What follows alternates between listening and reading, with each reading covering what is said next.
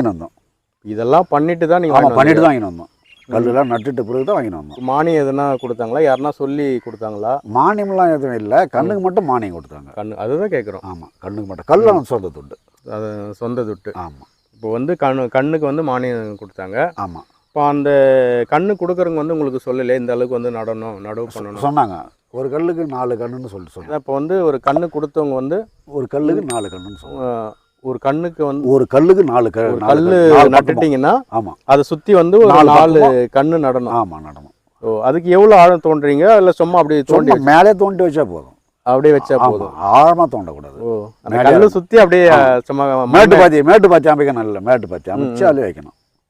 மழை தண்ணி தங்காத மாதிரி மண் வந்து குமிச்சிடணும். ஆமாம், கல்லை சுற்றி அதுக்கப்புறம் கையிலேயே பறிச்சுட்டு குழி பறிச்சுட்டு கையில பறிச்சு ஊனிடலாம். ஊனா போதும். ஒரு 4 கண்ணு கண்ணு சுற்றி. அப்போது இது எப்படி சதுரமாக இருக்குதோ கல் அந்த மாதிரி அந்த